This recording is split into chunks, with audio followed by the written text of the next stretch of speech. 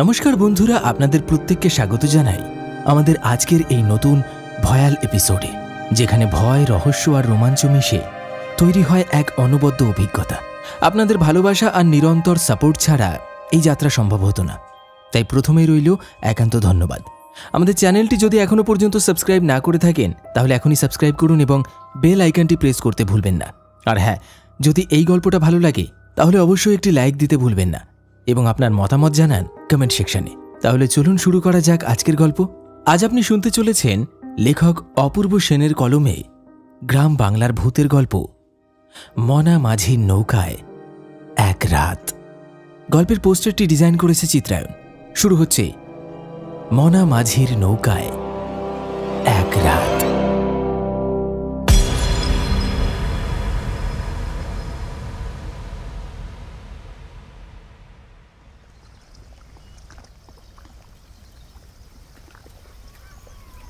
ঘন কালো অন্ধকার যেন আজ আকাশ থেকে নেমে এসেছে মাটির বুক চেপে বসতে। বর্ষার বৃষ্টি ভেজা রাত, ভয়ানক, নির্জন, একেবারে নিঃসার, যেন প্রকৃতি নিজের ভিতরে সমস্ত অস্থিরতা ঢেলে দিয়েছে। বাতাসে পচা পাতা আর সজল নদীর কাদামাটির গন্ধ। তার ভেতর দিয়ে কাঁপতে কাঁপতে বয়ে আসছে পূর্ব দিগন্ত থেকে পশ্চিমে এক অজানা শীতলতা। নদীটা ফুলে ফেপে উঠেছে। দূরে তার জল কালো হয়ে রাক্ষসের মতন গর্জন করে চলেছে। মাঝে মধ্যে একাধটু চিলেকান্তার শব্দে কেঁপে ওঠে চারপাশের নিস্তব্ধতা। আকাশ যেন এক নিঃশব্দ অভিশাপ নিয়ে ঝরে পড়ছে মাটির বুকে। আর সেই নদীর ঘাটের কাছেই একটি কাঠের মাচার ওপর বসে আছে নীল। মাথার ওপর বাঁশের আর তাঁবু দিয়ে খাটানো একটা ছই। নীল একজন 25 বছরের যুবক। গায়ে হালকা বেগুনি রঙের শার্ট, ভেজা জিন্সের প্যান্টে ধুলো আর বৃষ্টির দাগ লেগে আছে। চোখে তার এক রাশ আবেগ, স্মৃতির রং, শৈশবের আলো, ফেলে আসা দিনগুলির টান। আর হাতে ব্যাগ, কাঁধে একটা ভিজে ছাতা। শহরের প্রাইভেট কোম্পানির ব্যস্ততা থেকে একটু ছুটি পেয়েই ছুটে এসেছে সে মামার বাড়ি, নতুনগঞ্জের দিকে। তার দাদুর বাড়ি সেখানেই প্রতি বছর ধুমধাম করে হয় মনসা পুজো। সেই উৎসব, সেই ঢাকের আওয়াজ, সেই নদী ঘাটের আলো, সব তাকে ডাকে। মনে হয় যেন সব ফেলে ছেলেবেলার সেই আলোয় আবার ডুব দেয় তার প্রাণটা। সেই ভাবনার মধ্যেই বসে আছে সে, নদীর ধারে, ছইয়ের নিচে। ঘাটে এখনো কোনো নৌকার সাড়া নেই। আকাশের বুকে ছেঁড়া মেঘ, আর মাঝে মাঝে বিদ্যুতের ফলা। দূরে নারকেল গাছের পাতা তীক্ষ্ণ বাতাসে থরথর করে কাঁপছে। তালগাছের কাণ্ডে বৃষ্টির জল পড়ছে টুপটুপ করে। আশেপাশে মানুষজন একেবারে নেই বললেই চলে। এই গ্রাম বাংলায় রাত 8টা মানেই যেন রাত 12টার সমান। কেউ কোথাও নেই, না কোনো ছায়া, না কোনো শব্দ। নীল একটু বিরক্ত, আবার একটু ক্লান্ত। ভাবছে আজ আর নৌকা পাওয়া যাবে না বুঝি। যদি কেউ আসে তবে 2-1 টাকা বেশি দিয়েই পার হতে সে রাজি, না হলে এই মাচাটাকেই বিছানা বানিয়ে রাতটা কাটাতে হবে। আর ঠিক সেই মুহূর্তে হঠাৎ পিছনের অন্ধকার থেকে একটি কণ্ঠস্বর ভেসে এলো। কি হে, কোথায় যাওয়া হচ্ছে এত রাতে? নতুন মনে হচ্ছে। চমকে উঠল নীল। সে ধীরে ধীরে ঘুরে তাকালো। অন্ধকারের গর্ভ থেকে যেন ধীরে ধীরে ফুটে উঠছে একটি অবয়ব। মাথায় ছাঁটা চুল, চোখে মোটা ফ্রেমের চশমা, পরনে ধবধবে সাদা ধুতি ও পাঞ্জাবি, হাতে ছোট্ট একটি সুটকেস। মুখে একরাশ প্রশান্তি, অথচ সেই শান্তির গভীরে যেন লুকিয়ে আছে কোনো গভীরতর অনিশ্চয়তা। যেন আলো ছাড়াই দেখা যাচ্ছে মানুষটিকে, অথচ আলো নেই কোথাও। ব্যাপারটা ভারী অদ্ভুত। কে আপনি? প্রশ্ন করল নীল, কণ্ঠে চাপা বিস্ময়। ভদ্রলোক ধীরে এসে মাজার সামনে ঢালু জায়গাটায় দাঁড়ালেন। আসলে আমি একজন ডাক্তার। এক রোগীকে দেখতে নতুনগঞ্জে যেতে হচ্ছে আজ রাতেই। কি আর বলি বলো, এই পেশা এমনই যে সময় অসময়ে ডাক পড়ে, আর তখন সেবা না করলে চিকিৎসকের ধর্ম থেকে সরে যাওয়া হয়। তাই বেরিয়ে পড়েছি। যাই হোক, তুমি করে বললাম বলে আবার রাগ করো না যেন। নীল একটু হালকা হাসি হেসে বলল, না না, এতে রাগ করার কি আছে, খুব ভালো হলো। এত রাতে একা একা বসে থেকে একটু দমবন্ধ লাগছিল, এবার অন্তত একজন সঙ্গী পাওয়া গেল। কিন্তু নৌকা তো কোথাও নেই, তাহলে যাব কিভাবে বলুন তো? ডাক্তারবাবু একটু চেয়ে থেকে বললেন, আরে একটু অপেক্ষা করলে কেউ না কেউ ঠিক আসবে। রোগীর বাড়ি থেকেও কেউ আসতে পারে আমাকে নিতে, আর যদি কেউ নাই বা আসলো তাহলে ক্ষতি কি? মনা মাঝির নৌকা আছে তো। মনা মাঝি? উনি আবার কে? দেখো, যদি সাক্ষাৎ হয় নিজেই চিনে নেবে। লোকটা ভারী অদ্ভুত, এমন সব কথা বলে না যে গা ছমছম করে ওঠে, তবে একদম সোজা সাপটা লোক। যাক গে, সেসব কথা বাদ দাও। তুমি যাচ্ছ কোথায়? নতুনগঞ্জেই যাচ্ছি, মামার বাড়ি ঘনশ্যাম রায়। দুজনের কথাবার্তা ক্রমশ ঘনীভূত হতে থাকে। সেই নদীঘাটে, সেই বৃষ্টি ভেজা আধারে এখানে তারা দুজন ছাড়া চারিদিকে যেন আর কেউ নেই। পুরো চরাচর যেন স্তব্ধ হয়ে বসে আছে তাদের কথা শোনার জন্য। অন্ধকার, বৃষ্টি আর এক অচেনা সঙ্গীর সঙ্গে ভাগ করা এই রাত, এ যেন কোনো সাধারণ রাত নয়। এই যে শুরু, যেন এখানে কিছু একটার জন্ম হচ্ছে। সময় ধীরে ধীরে গড়িয়ে যাচ্ছিল। নদীর হাওয়া ক্রমে আরো ভারী হয়ে উঠছিল যেন। সেই ভারীর মধ্যে নিঃশব্দে কেটে গেছে কতটা সময় তা নীলও বুঝতে পারেনি। দুজনে পাশাপাশি বসে কথার স্রোতে ডুবে গিয়েছিল। কখনো ডাক্তারবাবুর পেশার কথা, কখনো ছেলেবেলার স্মৃতির টান, সব মিলিয়ে মিশিয়ে সময় যেন হালকা পায়ে পিছলে যাচ্ছিল। আর ঠিক তখনই নদীর অন্ধকার বুকের মাঝে হঠাৎ করে জেগে উঠল একটি চিকচিকে হলুদ আলো। দূরে, অনেক দূরে। প্রথমে যেন জোনাকের মতো মনে হলো, তারপর তা ধীরে ধীরে বড় হতে লাগলো। নদীর জলের বুকে হালকা কাঁপতে কাঁপতে আলোটা এগিয়ে আসছিল। জলের ওপর সেই প্রতিচ্ছবি এমনভাবে থরথর করে কাঁপছিল যেন কোনো অস্পষ্ট স্মৃতি অন্ধকারের বুক চিরে ফিরে আসছে। নীল আঙুল তুলে দেখিয়ে বলল, ওই যে, মনে হচ্ছে একটা নৌকা আসছে। ডাক্তারবাবু চশমার ফ্রেমটা নাকের ওপর ঠিক করে নিয়ে ওইদিকে তাকালেন, তারপর বললেন, দেখা যাক এটা মনা মাঝির নৌকা নাকি অন্য কারো। আর তবে যারই হোক না কেন, লোকটাকে বলেই নেব যে ওপারে পৌঁছে দিতে হবে, কি তাই তো? একদমই তাই, বলল নীল, মুখে খানিক স্বস্তির ছায়া। চলুন না, একটু এগিয়ে গিয়ে ডাক দিই। মাচা থেকে নেমে পড়ল নীল, সঙ্গে সঙ্গে ডাক্তারবাবু। তালগাছের পাতার ফাঁক দিয়ে নদীর হাওয়ায় গাছগুলো হেলে পড়ছিল একটু একটু করে। মাথার ওপর বৃষ্টির টুপটাপ শব্দ, আর দূরের কোনো জলচর পাখির রাত বিকালের শেষ কণ্ঠরব যেন। নীল চিৎকার করে ডাক দিল, এই যে শুনছেন, এইদিকে আসুন, এইদিকে, আমাদের একটু ওপারে পৌঁছে দিন অনুগ্রহ করে। আলোটা তখন আরো কাছে এসেছে। ধীরে ধীরে ছই দেওয়া একটি নৌকার অবয়ব ফুটে উঠেছে। ছইয়ের নিচে একটি মাত্র আলো টিমটিম করে জ্বলছে। নৌকার ছায়া নদীর জলে ছড়িয়ে পড়েছে। নীল ও ডাক্তারবাবু দুজনের ঠোঁটে ফুটে উঠল একটা স্বস্তির অল্প হাসি। কিন্তু তখনই দৃশ্যটা যেন আচমকা বদলে গেল। নৌকাটা যেখানে ছিল সেখান থেকে হঠাৎ করেই ধীরে ধীরে সরে যেতে লাগলো। আলোটা যেন নদীর ঢেউয়ের সঙ্গে সঙ্গে পিছিয়ে যাচ্ছে। এ কি, চলে যাচ্ছে যে? উৎকণ্ঠিত গলায় বলে উঠল নীল। ডাক্তারবাবু গম্ভীর গলায় বললেন, আসলে এসব জায়গা ভালো নয়। রাতের বেলায় চোর ডাকাত, জলে থাকা বদমাশ লোকেরা এসব করে। হয়তো আমাদের দেখে ভুল কিছু ভেবে সরে পড়েছে। যাই হোক, কিছু করার নেই, চলো আবার কি অপেক্ষা করি। নীলের মুখটা হঠাৎই যেন নিভে গেল। একটা হতাশার ছায়া নিয়ে সে ঘুরে দাঁড়ালো। দুপা এগিয়ে মাচার দিকে ফিরতেই ঠিক তখনই পিছন দিক থেকে একটি কণ্ঠস্বর ভেসে এলো, খসখসে, যেন পাকা খনা গলা। কি বাবুরা, ওই পারে যাবেন নাকি? চমকে উঠল নীল। মুহূর্তে পিছন ফিরে তাকালো নদীর দিকে। আর আশ্চর্যভাবে দেখতে পেল নৌকোটা এখন একেবারে ঘাটের পাড়ে এসে দাঁড়িয়ে গেছে, ঠিক যেটা একটু আগেই দূরে সরে যাচ্ছিল সেইটাই।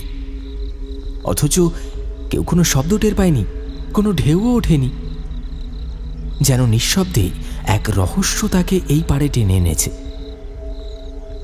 নৌকোর ওপর একটা ছায়ামূর্তি বসে আছে, চরকায় গড়ন, মুখটা আলো আঁধারিতে ঢাকা। কণ্ঠস্বরটা আবার ভেসে এলো, আগে আমি একটু পরীক্ষা করতেছিলাম আপনারা কোনো দুষ্ট লোক কিনা। দেখলাম ডাক্তারবাবুর সঙ্গে আসেন, আর আপনারেও দেখা মনে হইলো ভদ্রঘরের ছেলে, তাই নৌকাটা ঘুরে বললাম। নীল একটু বিস্মিত হয়ে বলল, কিন্তু এত দূর থেকে এত তাড়াতাড়ি আপনি এলেন কি করে? তার আগেই পাশ থেকে ডাক্তারবাবু হেসে উঠলেন। আরে এরই নাম তো মনা মাঝি, কি না পারে সে।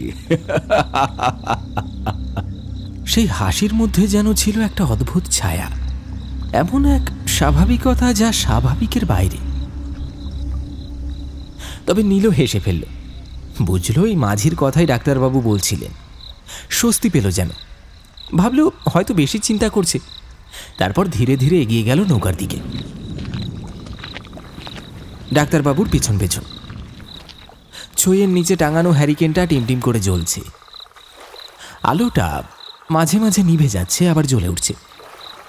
মনামাঝি বসে আছে একটা বাঁশের দাঁড় হাতে, চোখে তার চঞ্চলতা নেই, চুপচাপ এক রাশ রহস্যের পর্দা যেন। নদীর বুক জুড়ে গুড়ি গুড়ি বৃষ্টি পড়ছে, জলের ওপর সেই বৃষ্টির শব্দ যেন এক অশ্রুত সঙ্গীতের মতো বেজে চলেছে। চারপাশে অন্ধকার, আর অনেক দূরে নদীর ওই পাড়টা আবছা দেখা যায়। যেন এই মুহূর্তে পৃথিবীতে কেবল 3 জন মানুষের অস্তিত্ব আছে, নীল, ডাক্তারবাবু আর মনামাঝি। মনামাঝি দাঁড় ফেলে দিল জলে, নৌকাটা ধীরে ধীরে নদীর বুকে ভেসে চলল। সেই শোঁ শোঁ বাতাস, হ্যারিকেনের আলো, আর মাঝে মধ্যে বিদ্যুতের চমকের আলোয় দেখা যাচ্ছে জলরাশির বুক জুড়ে অজানা দোলা ঢেউ। তাদের গন্তব্য নদীর ওপারে নতুনগঞ্জ।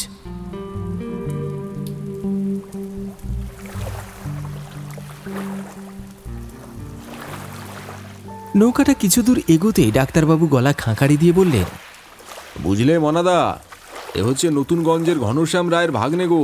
মনামাঝি একবার তাকিয়ে হাসলেন, হালকা সংক্ষিপ্ত সেই হাসি। ও তাই বুঝি? আর ঘনাদা খুব ভালো মানুষ গো। একবার আমার কিছু টাকার দরকার পড়েছিল, তখন 1 পয়সাও সুদের কথা না বলে আমাকে দিয়ে দিয়েছিল অনেকখানি টাকা। এবার লোকটা এমনই, সবসময় সাহায্যকারী। আর তুমি তার ভাগ্নে বলে কথা, তাহলে তোমাকে নিজের দায়িত্বে পৌঁছে দেওয়াটাও তো আমার সৌভাগ্য গো। এই বলে মাঝি আবার দাঁড় বইতে লাগল। ঠোঁটের কোণে ফুটে উঠল একটা মৃদু হাসি। নীল তখন একটু নড়ে চড়ে ডাক্তারবাবুর কানের কাছে এসে ফিসফিস করে বলল, তা আপনার এই মনামাঝিকে কিছু একটা কাহিনী বলতে বলেন না? আপনি বলছিলেন না ও খুব রহস্যময় সব কথা বলে। ডাক্তারবাবু ঠোঁটে হালকা হাসি টেনে বললেন, বেশ, তাই হবে। তারপর একটু গলা চড়িয়ে বললেন, এই যে মনাদা, কিছু একটা গল্প বলো না ভাই, এই ঘনাদার ভাগ্নে শুনতে চায়। তোমার রাত বিরেতের কোনো অভিজ্ঞতা আছে কি? মনামাঝি একটু গম্ভীর হয়ে বলল, এই রাত বিরেতে গল্প বলবো না বাবু, ছেলেটা অযথা ভয় পাবে। ডাক্তারবাবু এবার যেন কেমন রহস্যজনক ভঙ্গিতে হেসে উঠলেন, একটি এমন হাসি যা নদীর হাওয়ায় ভেসে এসে হাড়ে কাঁপন ধরায়।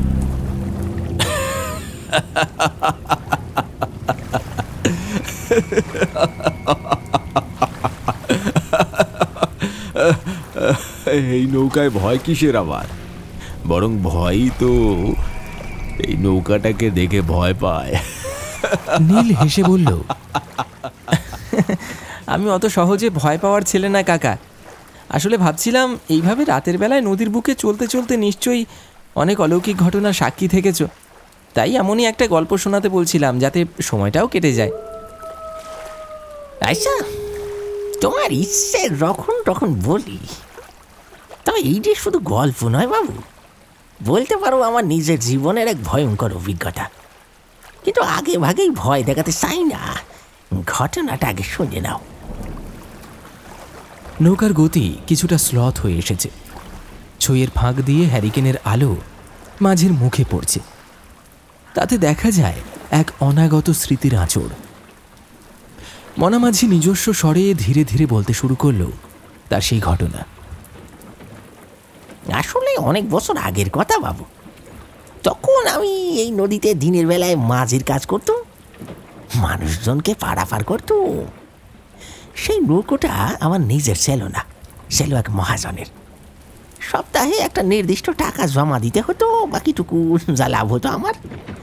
ভালোই চলছিল দিন, খাওয়া পড়া সংসার সব ঠিকঠাক। কিন্তু মানুষের মন তো বাবু অল্পে কোথাও সন্তুষ্ট হয় না। একটু বেশি টাকার লোভ মাথায় চেপি বসলো।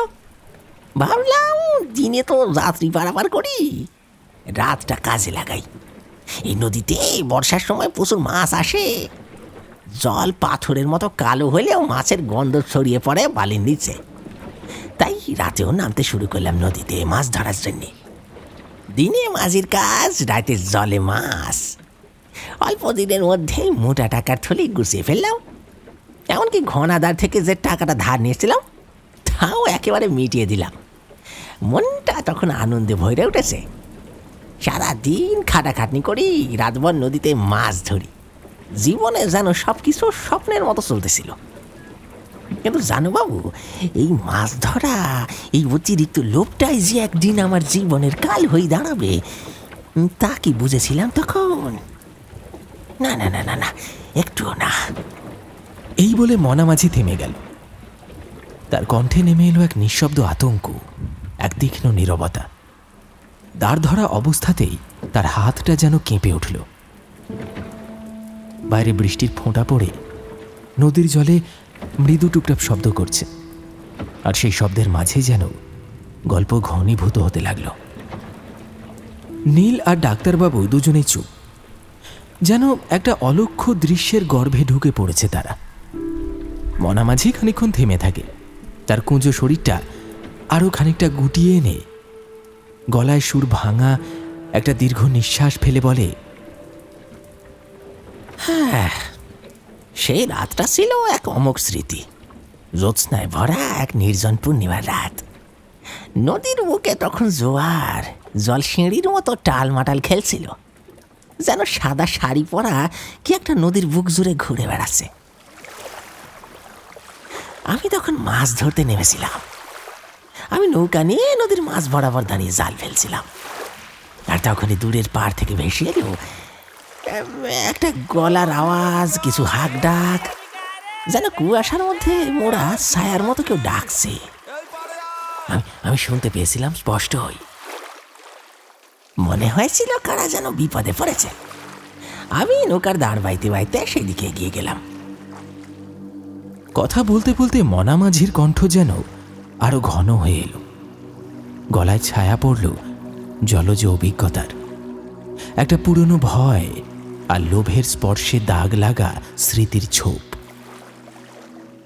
পারে গিয়ে দেখি জনাচারেক লোক দাঁড়িয়ে আছে। মুখ দেখা যাচ্ছিল না, কিন্তু তাদের গড়নে আর ভঙ্গিমায় একটা কেমন যেন অচেনা বাইরের গন্ধ ছিল। তাদের মধ্যে থেকে একজন এগিয়ে এসে আমারে বলল, এই মাঝি, আমাদের ওই পারে নামিয়ে দে, যা ভাড়া হয় তার দ্বিগুণ দেব। কথাটা শুনেই আমার চোখে লোভের রং নেমে এলো। মনটা একটা ঝিলমিল ঘোরে ভরে গেল, যেন যেন টাকাগুলো হাতের মুঠোয় এসে পড়েছে। আমি একবারও না ভেবে রাজি হয়ে গেলাম। বললাম, আসুন আসুন, ওইটা আসুন নৌকায়। কিন্তু তখনই দেখলাম ওই লোকগুলোর মধ্যে একজন আরেকজনে একবার চুপি সারে ইশারা করলো। তারপর দুইজন মিলে অন্ধকারের দিকে সরে গিয়ে একটা বস্তা বন্দি কিছু ধরে টেনে টেনে নিয়ে এলো। বস্তাটার গড়ন দেখে মনে হচ্ছিল ভেতরে কি যেন ভারী কিছু একটা রয়েছে। তারা সেটা টেনে টেনে কোনো মতে আমার নৌকায় তোলে। তবে আমি আর কিছু জিজ্ঞেস করিনি, আমার মনটা তখন টাকার আশায় গলছে। ভাবলাম যা হোক, আমার কাজ তো পার করে দেওয়া। বাকি 4 জন নৌকায় উঠে বসলো আর আমি দাঁড় বাইতে শুরু করলাম। তবে তখনও বুঝিনি আমি এক ভয়ঙ্কর জগতে পা রেখেছি। নৌকাটা এগোতে থাকে, হ্যারিকেনের আলোয় লোকগুলার মুখগুলা মাঝে মধ্যে ভেসে উঠছিল। কেমন যেন একটা নির্বিকার, কেমন একটা কাঠিন্যে মোড়া, যেন রক্তে স্নান করা নাটকের চরিত্র কোনো। তাদের মধ্যে যে প্রথমে আমার সঙ্গে কথা বলেছিল তাকে আমি কিছুটা খাতিরের সুরে জিজ্ঞাসা করলাম, আগে বাবু, আপনাদের তো দেখছি নতুন মনে হচ্ছে দেখে, তা কোথা থেকে এলেন বাবু? কিন্তু সে যেন এক পাল বিষ ভরা কথা মুখে নিয়ে দাঁত চেপে বলল, তুই চুপ করে থাক, তুই তোর কাজ কর মাঝি, বেশি জিজ্ঞেস করবি না কিছু। আমি থেমে গেলাম। কিন্তু তখনই লক্ষ্য করলাম ওদের মধ্যে কেমন একটা চঞ্চলতা শুরু হয়েছে, একটা ফিসফিসানি, চাপা গালাগালি, দ্রুত চোখাচোখি। তারপর চোখে পড়ল ওদের একজনই লুঙ্গির ফাঁক দিয়ে কোমরে গোজা একটা ধারালো ভোঁজালি, যেটা হ্যারিকেনের আলোয় এক ঝলক চকচক করে উঠল। বুকটা ধক করে উঠল আমার। এরা কেউ সিধে লোক হতে পারে না। তবে আমি আর কথা বাড়ালাম না, চোখ নামিয়ে মাথা নিচু করে চুপচাপ বইটা চালিয়ে যেতে লাগলাম। মনা মাঝির কণ্ঠ থেমে গেল। হ্যারিকেনের মৃদু আলোয় তার মুখটা অদ্ভুত ছায়ায় ঢাকা পড়ল। চোখ দুটো যেন অতীতের ভয়াবহ স্মৃতিতে জমাট বেঁধে আছে। নীল গম্ভীরভাবে মাঝির মুখের দিকে তাকিয়েই ছিল। এমন সময় সে হঠাৎ অনুভব করল তার ঘাড়ের কাছে একটা শিরশিরে ঠান্ডা বাতাস পড়ছে, একেবারে নিঃশ্বাসের মতো। সে ধীরে ধীরে ডান দিকে মুখ ঘোরালো, আর সেখানেই এক চমক। হ্যাঁ, আরে ডাক্তারবাবু, আপনি তো একেবারে ভয় পাইয়ে হার্ট ফেল করাবেন। ডাক্তারবাবুর মুখ একদম কাছে, ঠিক নীলের ঘাড়ের পাশ ঘেঁষে। তিনি বোধহয় মনা মাঝির গল্প শুনতে শুনতে একটু এগিয়ে এসেছিলেন, কিন্তু মুখের মধ্যে একটা স্থিরতা, এক অচেনা অসারতা ছিল। নীলের দৃষ্টি সরে গেল তার চোখে। হ্যারিকেনের আলোয় সেই চোখ দুটো চকচক করছিল না, বরং মনে হচ্ছিল সেই আলোটাকেই যেন গিলে নিচ্ছে তার চোখের দ্বারা।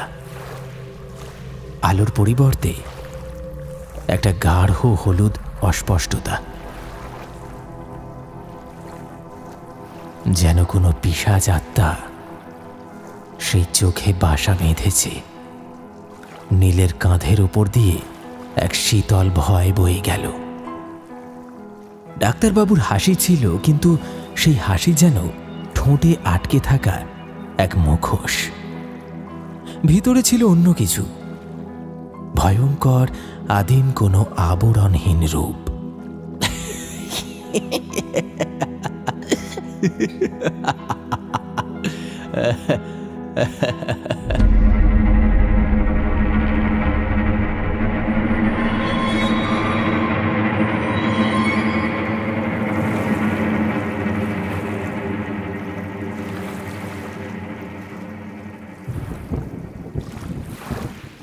থমথমে মেঘলা আকাশের নিচে নদীটা তখন নিশ্চুপ হয়ে বয়ে চলেছে। কুয়াশার মতন একটা কিছু যেন জল আর আকাশের মাঝখানে ভাসছে। এমন সময় নীল বলল, তাহলে মাঝি কাকু, এদের উদ্দেশ্যটাই বা কী ছিল? ওরা কারা ছিল? আর শুনে তো মনে হচ্ছে বেশ চোর ডাকাতের কাহিনী, কিন্তু আপনি তো বলছিলেন এটা নাকি ভয়ের গল্প। মনা মাঝি একটুখানি বাঁকা হেসে বললেন, সব কিছু দেখতে পাবেন দাদাবাবু, একটু ধৈর্য ধরুন, এখন শুনুন এরপরে কি হলো। তার গলার স্বরটা যেন হঠাৎ করে বদলে গেল। একটা রুক্ষতা, একটা চাপা শ্বাসের মতো যেন ঘনীভূত হয়ে উঠল তার কণ্ঠে। বললেন, মাঝ নদীতে এসে যখন পৌঁছেছি তখন দেখি ওই পাটাতনের নিচ থেকে যেন টপ টপ করি কিছু একটা পড়ছে।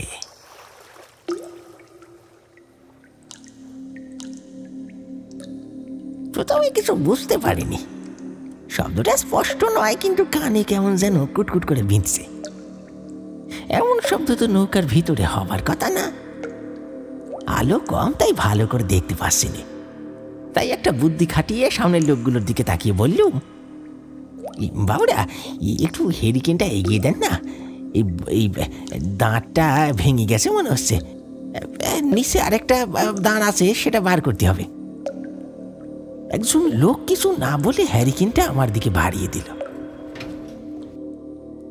খুব স্বাভাবিকভাবে হ্যারিকেনটা নিয়ে পাটাতনের নিচে একটু উঁকি দিলাম।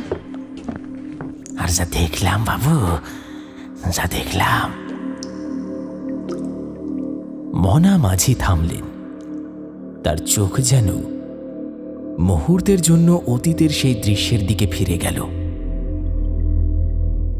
হ্যারিকেনের হলুদ আলোয় দেখি বস্তার ঠিক নিচ থেকে লালচে একটা তরল জমি থাকা জলের উপর টপ টপ করে পড়ছে। একটু ভালো করে ঝুঁকি দেখি, এ তো রক্ত, টাটকা, ঘন, গা চমচমে টাটকা রক্ত। পাটাতনের উপর যেটা রাখা ছিল সেটা থেকে চুইয়ে পড়ছে রক্ত। এবার মনা মাঝি কাঁপা কাঁপা স্বরে বললেন, আমি বুঝে উঠতে পারছিলাম না কি করব, জিজ্ঞাসা করব সাহস পাচ্ছিলাম না। হাত পা যেন অবশ হয়ে গেল। মনে হচ্ছিল এই নদী, এই রাত, এই লোকগুলার সবকিছু মিলে একটা নিঃশব্দ মৃত্যু গিলে খেতে আসছে আমাকে। কিন্তু না, আমি আমার মনে সাহস আনলাম। ভাবলাম ভয় পেলে চলবি না। মুখে হাসি এনে বললাম, দাঁতটা নেই দেখছি বাবুরা, এই ভাঙা দাঁত দিয়েই এগোতে হবে। একটু সময় লাগবে বাবুরা, ধৈর্য ধরে বসে থাকবি না। মনা মাঝি থেমে গেলেন। তারপর গলাটা আরো নিচু করে বললেন,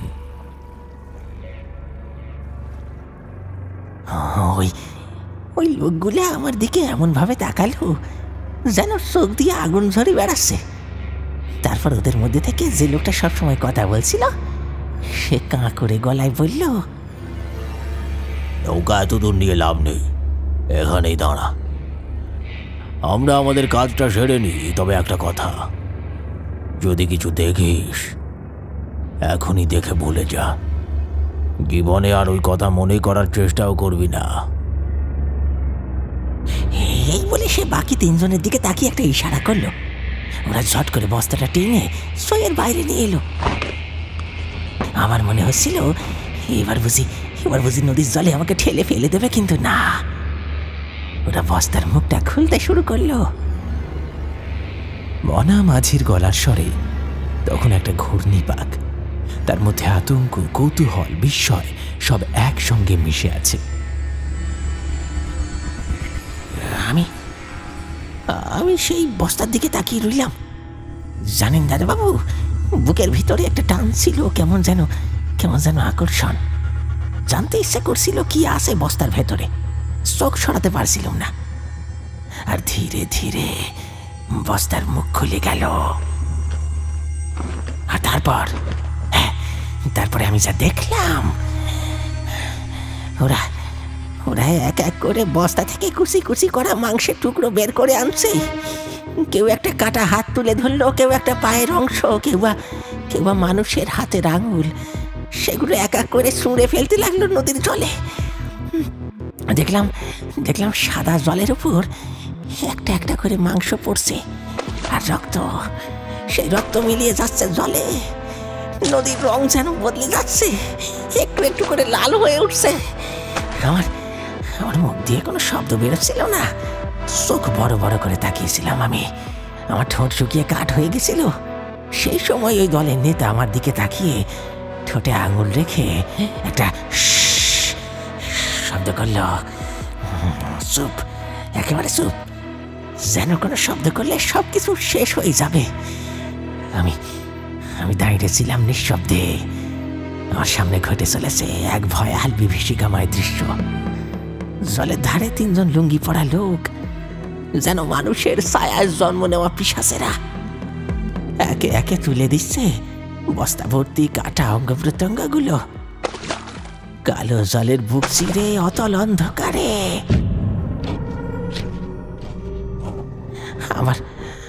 আমার দেহ জুড়ে যেন এক অদৃশ্য শিকল।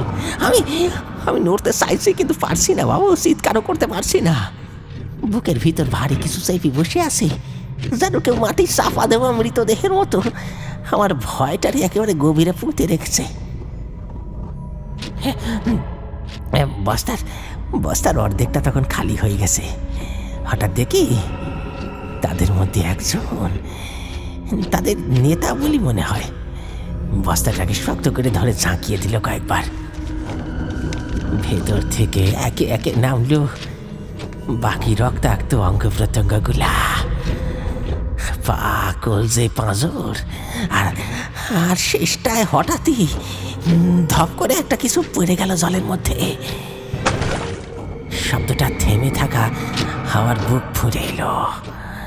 হ্যারিকেনের ক্ষীণ আলোয় জলপৃষ্ঠে মুহূর্তের জন্য ভেসে উঠল একখান মুখ।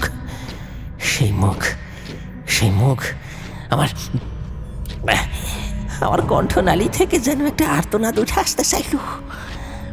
ভয়, বিস্ময় আর বেদনায় মিশে থাকা একটা বেসামাল চিৎকার। কিন্তু ঠিক সেই মুহূর্তে গলার ভিতর থেকে কে যেন সে চিৎকারটারে আঁকড়ে ধরে টেনে নামিয়ে নিল নিচে বুকের গহীনে। মুখটা আমি চিনেছি, চেনা তো বটেই। এই যে সদ্য বিলেত থেকে ফেরা চন্দনবাবু, নতুনগঞ্জের সেই ভদ্রলোক যিনি ডাক্তারি পাশ করে ফিরেছিলেন। গ্রামের মাটি শুনিয়ে কিছু করার তাগিদে অথচ তার এই দশা। আমার জীব অবাস হয়ে গিয়েছিল বাবু, জীব অবাস হয়ে গিয়েছিল জানেন। কিন্তু বুকের উত্তাপে বাঁধ মানল না জীব। আমি চিৎকার করে উঠলাম, কারা তোরা? কেন এই মানুষটারে এমন করে খুন করলি? উনি তো সাধারণ একজন লোক ছিল। তোদের আমি পুলিশে দেবো, শুনলি তো? পুলিশে দেবো। আমার এই কথাগুলা মুখ থেকে বেরোনোর সঙ্গে সঙ্গে ওই দলের নেতা ধীরে ধীরে মুখ ঘুরায় তাকাইল আমার দিকে।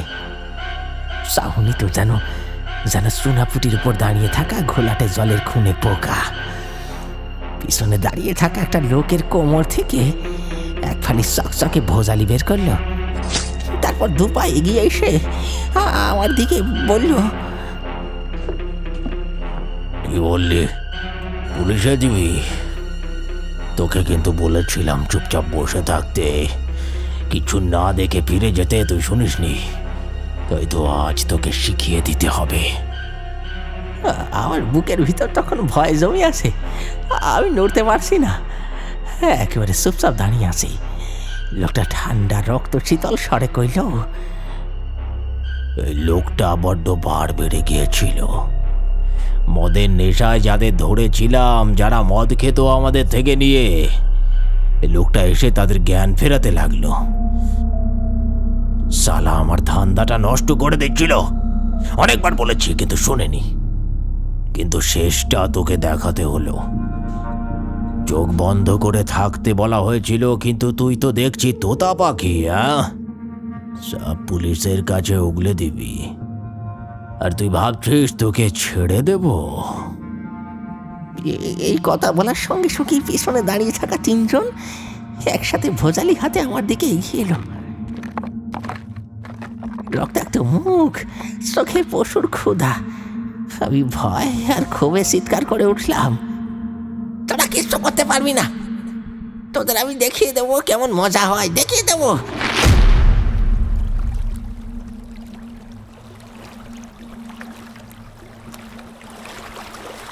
এই পর্যন্ত বলে মনা মাঝি হঠাৎ থেমে গেল।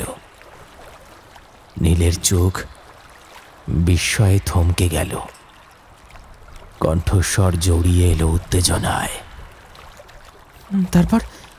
তারপর কি হলো? সেই রহস্যময় মনা মাঝির ঠোঁটের কোণে একটা অদ্ভুত রক্ত শুষে নেওয়া হাসি ছড়িয়ে পড়ল। তারপর আচমকায় যেন পাগলের মতো হাসতে লাগলো, প্রথমে আস্তে, তারপর সেই হাসি তীব্র হয়ে উঠল। নদীর বাতাস যেন কেঁপে উঠল সেই পৈশাচিক অট্ট হাসিতে।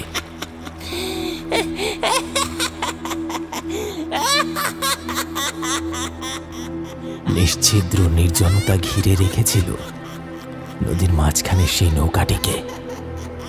ঘন কালো অন্ধকার যেন আটার মতো লেপ্টে ছিল আকাশে। চারপাশ নিঃশব্দ, অথচ এক অদ্ভুত পিশাচি সারা যেন ধীরে ধীরে ঢুকে পড়ছিল বাতাসের কণায় কণায়। হঠাৎই মনা মাঝির সেই বিকৃত হাসির শব্দ শুনে আঁতকে উঠল নীল। হাসির মাঝে এমন এক অস্বাভাবিকতা ছিল যেন জীবিত কারোর মুখে এমন শব্দ বেরোতে পারে না, বরং যেন মৃতের ব্যঙ্গ, অপমান আর প্রতিহিংসার এক অসভ্য নিদর্শন। চমকে উঠে সে পিছন ফিরল, আর তখনই বুকের ভিতর এক পশম ঠান্ডা শীতলতা যেন তীব্র শলাকার মতো বিঁধে গেল। পিছনে তার ঠিক কাছেই যে বসেছিল ডাক্তারবাবু, সেখানে এখন শুধুই শূন্যতা। নৌকার পেছনটা একেবারে ফাঁকা, কেউ নেই। ডাক্তারবাবু গেলেন কোথায়? নিজের মনে ফিসফিস করে বলে উঠল নীল। তার কণ্ঠস্বর যেন বাতাস ছুঁয়ে সরে গেল নদীর জলে, আর ঠিক সেই মুহূর্তেই তার চোখ গেল নৌকার পাশের জলে। আর যা সে দেখল তা বাস্তব নয়, তা কোনো দুঃস্বপ্ন নয়, তা যেন মনের হিম শূন্যতায় গভীরতম গহ্বর থেকে উঠে আসা এক বিভীষিকা। নদীর জল লাল, রক্তের টকটকে রঙে মিশে উঠেছে জলের স্বচ্ছতা। ঢেউয়ের ওঠানামায় সেই লাল রং যেন প্রাণ পাচ্ছিল, কেঁপে কেঁপে উঠছিল, থরথর করে কাঁপছিল অশুভ আলোড়নে। রক্ত জলে একে একে ভেসে উঠতে লাগলো মানুষের শরীরের ছিন্ন ভিন্ন অঙ্গ প্রত্যঙ্গ। কখনো কাটা হাত ফুলে উঠেছে, চামড়ায় জমে উঠেছে সাদা গুঁজে থাকা ফেনা, পচে নরম হয়ে যাওয়া ত্বকে ফুটে উঠেছে ফোস্কা। ছেঁড়া স্নায়ুর দাগ থেকে চুইয়ে চুইয়ে পড়ছে লালচে তরল। কারোর একটা পা ভাসছে, তাড়াহুড়ো করে কাটা হাঁটু অবধি মাংস নেই, হাড় বেরিয়ে এসেছে। এমন সময় জলের বুক চিরে ভেসে উঠল একখানা মুখ, একটা পচা বিকৃত রক্ত জমার চোখে তাকিয়ে থাকা মৃত মানবের মুখ। গাল দুটো ফেটে গেছে, একপাশে ত্বক উঠে গিয়ে সাদা দাঁত দেখা যাচ্ছে, কপালের ওপর চুলের গোছা ছিঁড়ে ছিঁড়ে লটকে আছে। আর তার চোখ, সেই চোখ দুটো যেন নীলের চোখের গভীরে ঢুকে যেতে চাইছে। হঠাৎ নীলের মনে পড়ল মুখটা তার চেনা, বড়ই চেনা। মুখটা সেই ডাক্তারবাবুর। হ্যাঁ, এই মুখই তো কিছুক্ষণ আগে তার পাশে বসেছিল, অথচ এখন সেটা মুন্ডুচ্যুত। গলা থেকে কাটা, গলার মাংসের ছেঁড়া ছেঁড়া টুকরো এখনো লটকে আছে, আর সেই মুন্ডুটা জলের বুকে ফুলে ওঠা পচে যাওয়া দেহাংশের ভিড়ে ভাসছে। ভয়ে ভয়ে গলা দিয়ে আওয়াজ বেরোলো না নীলের। ঠোঁট কাঁপছে, দৃষ্টিশক্তি ঝাপসা হয়ে আসছে, অথচ বাস্তব যেন তার চোখে এক বিভীষিকাময় রূপে ধরা দিচ্ছে। কাঁপতে কাঁপতে সে সামনে মনা মাঝির দিকে ফিরে তাকালো। গলার স্বর প্রায় চাপা পড়ে গিয়েছিল, তবু সে বলে উঠল, তার মানে চন্দনবাবু ছিলেন এই ডাক্তারবাবু? কিন্তু আপনি কি? কথাটা বলতে বলতে আরেকটা ভয়ঙ্কর দৃশ্য তার চোখের সামনে খুলে গেল।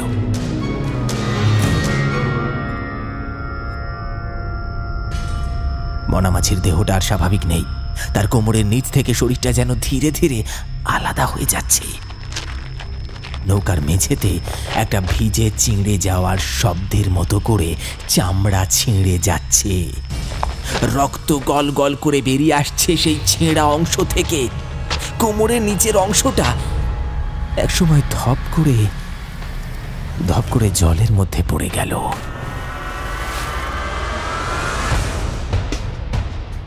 একটা ভারী মৃত মাংসপিণ্ডের মতো শব্দ তুলে, আর বাকি অর্ধেক দেহটা বাঁচিয়ে রেখে মনা মাঝি তার হাত দিয়ে নিজেকে টেনে আনছে সামনের দিকে, নীলের দিকে। তার শরীর থেকে রক্ত চুইয়ে পড়ছে, হাত দুটো কেঁপে উঠছে প্রতিটি টান দেওয়ার সঙ্গে সঙ্গে। আর আর আর সে যেন ছেঁড়া গলায় বলতে লাগলো, ওরা ওরা আমাকেও ছাড়েনি বাবু, ওরা আমাকেও ছাড়েনি, মেরে ফেলেছে। কিন্তু আমরা চুপ থাকিনি বাবু, আমরা প্রতিশোধ নিয়েছি।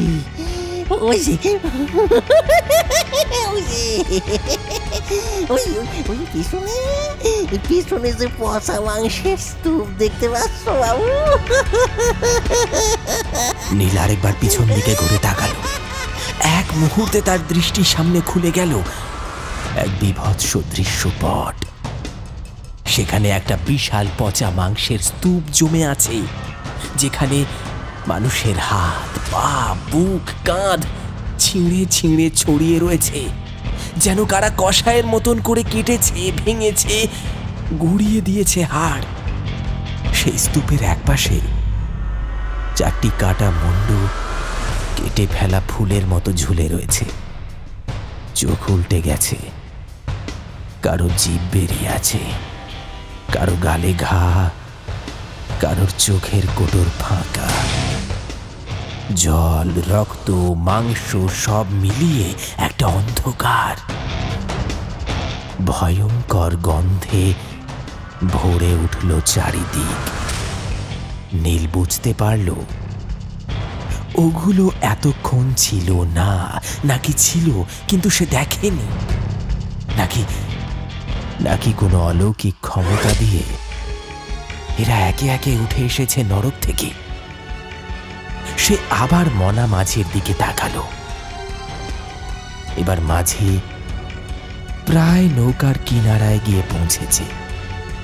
দুটো হাতেই ভর করে নিঃশেষ প্রাণ শক্তি দিয়ে তার শরীরকে সামনের দিকে টানছে, আর সেই মৃত গলা থেকে যেন কিছু একটা শব্দ বেরিয়ে আসছে। আমরা কি মরতে চাইনি বাবু, আমরা কি মরতে চাইনি। বলেই সে হঠাৎ করে ছেড়ে দিল নিজেকে, আর অর্ধেক শরীরটা জলের মধ্যে ঝাঁপিয়ে পড়ল।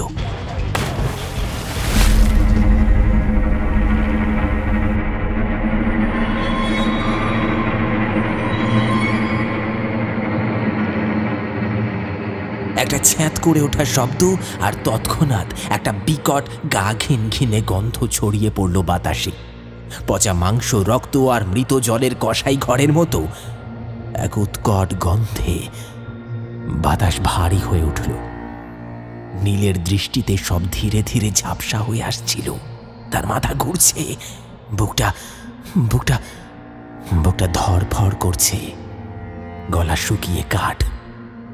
চারপাশের জগৎ যেন তার চোখের সামনে গলে যাচ্ছে। আলো, শব্দ, অস্তিত্ব সব কিছু মিলিয়ে যাচ্ছে। শেষ দৃশ্য যা সে মনে রাখল তা হলো জলের বুকে ধপ করে পড়ে যাওয়া মনা মাঝির অর্ধেক দেহ, আর সেই অসহনীয় পচা মৃতদেহের দুর্গন্ধ।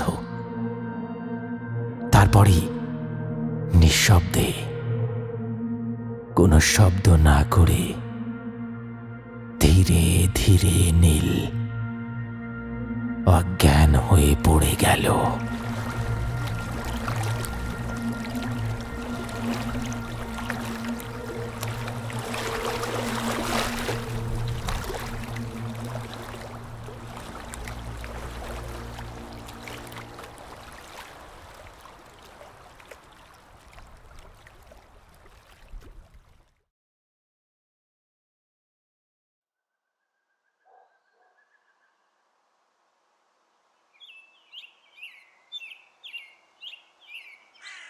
নীলের চোখ ধীরে ধীরে খুলে গেল, যেন অন্ধকার কোনো গুহার ভেতর থেকে উঠে আসছে এক ঝলক আলো।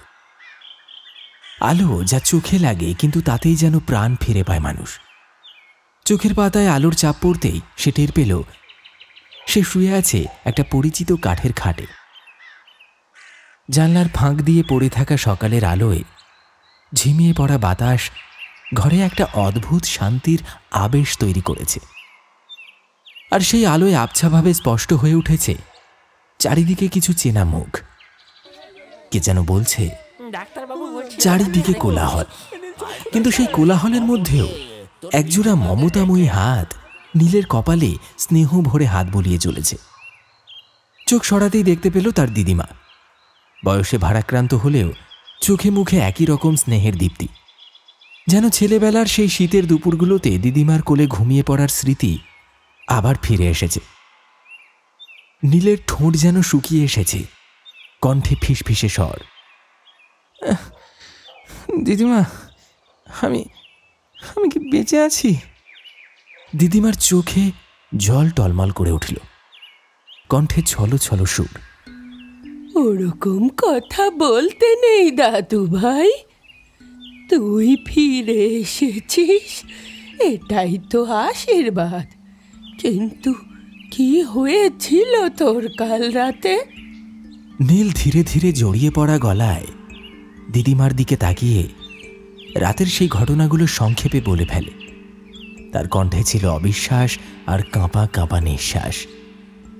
কিভাবে সে মনামাঝির নৌকায় উঠেছিল, কিভাবে সে বৃষ্টিতে ঘেরা নদীর মাঝখানে হারিয়ে গিয়েছিল, আর সেই বিভীষিকাময় মুখগুলো, অন্ধকারের মধ্যে এগিয়ে আসা রক্তজবা লাল চোখ, আর ভেসে ওঠা সেই বিকৃত কণ্ঠস্বর। দিদিমা শিউরে উঠে বললেন, বলিস কি রে তুই? তুই তো মনামাঝির নৌকায় উঠেছিস? ওরে বাবা, তোকে আগে থেকেই সাবধান করে দেওয়া উচিত ছিল। এই পথ দিয়ে রাতে একা কেউ যায় না দাদু ভাই। আজ থেকে প্রায় 5 বছর আগে এক ভয়ঙ্কর দুর্ঘটনা ঘটেছিল আমাদের এই নদীতে। সেই রাতে 4 জন অচেনা লোক, যারা এ পাড়ার নয়, তারা ডাক্তার বাবুকে তুলে নিয়ে যায় মনামাঝির নৌকায়। কি ভয়ঙ্কর ভাবে কুচি কুচি করে কেটে ফেলা হয়েছিল তার দেহ। জলের রং লাল হয়ে উঠেছিল রক্তে। সেদিন থেকেই মনামাঝি আর তার নৌকাটি নিখোঁজ। কেউ বলে নৌকাটা ডুবে গিয়েছিল, কেউ বা বলে সেই খুন করে পালিয়ে গিয়েছিল। কিন্তু আমরা জানি দাদু ভাই, সে রাতেই তারা সবাই শেষ হয়েছিল। কিন্তু তাদের আত্মা এখনো নদীর জলে ভেসে বেড়ায়। আজও কেউ যদি ভুল করে রাতে ওই ঘাটে যায় আর একা নৌকায় ওঠে, তারা সেই রাতের খুন খারাপির দৃশ্য দেখতে পায়। তুই যে আজও বেঁচে আছিস দাদু ভাই, তুই যে সত্যি ফিরে এসেছিস, এ যে সাক্ষাৎ যমের দুয়ার থেকে ফিরে আসা। এরপর থেকে তোকে আনতে গেলে তোর মামাই যাবে। তুই একা কখনো ওই পথে যাবি না, মনে রাখিস দাদু ভাই। নীল স্তব্ধ হয়ে গিয়েছিল। সমস্ত কথাগুলো কানে আসছে, কিন্তু যেন বিশ্বাস করতে পারছে না। কিভাবে এটা সম্ভব? সে কি তাহলে স্বপ্ন দেখেছিল? অথচ স্বপ্নে এমন শরীরে ব্যথা, ঠান্ডা লাগা, গা ছমছমে অনুভূতি কিভাবে থাকতে পারে? তার চোখ চলে গেল জানালার বাইরে। নদীর ওপারটা এখান থেকে দূরে হলেও দেখা যায়। সেখানে সোনালি রোদের আভা এসে পড়েছে। এক মুহূর্তের জন্য মনে হলো যেন নদীর পাড়ে একটা কালো ছায়া দাঁড়িয়ে আছে তার দিকেই তাকিয়ে। নীলের বুকের মধ্যে ঠক ঠক শব্দ উঠল, কিন্তু সে কিছু বলল না। শুধু নিজের ভেতরে একটা প্রশ্ন যেন ক্রমাগত ঘুরপাক খাচ্ছে। যা ঘটল সেটা কি স্বপ্ন নাকি সত্যি, নাকি সে এখনো সেই নদীর মাঝখানেই ভেসে আছে?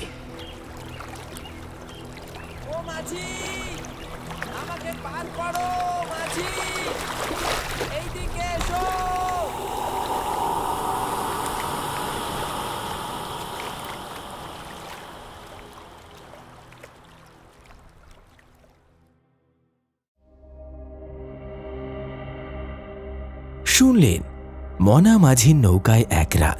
আমাদের আজকের নিবেদনের এই গল্পটি আপনার কেমন লাগলো অবশ্যই আপনার অনুভূতি কমেন্ট সেকশনে শেয়ার করতে ভুলবেন না।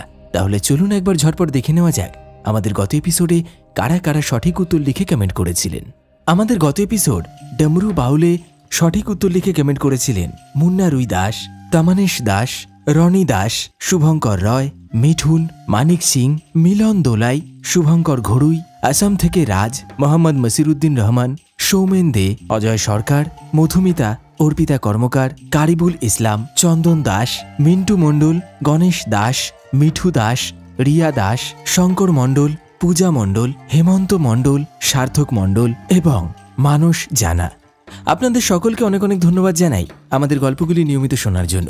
আপনারা যারা ভৌতিক গল্প প্রেমী তারা অবশ্যই আমাদের আরও দুটি চ্যানেল গপ্পখোর এবং অল ডে সাসপেন্স সাবস্ক্রাইব করতে ভুলবেন না। তাহলে চলুন আবার খুব শীঘ্রই দেখা হবে। সঙ্গে থাকুন আর শুনতে থাকুন পিশাচ পর্ব অডিও স্টোরি। সকলে খুব ভালো থাকবেন, সুস্থ থাকবেন। ধন্যবাদ।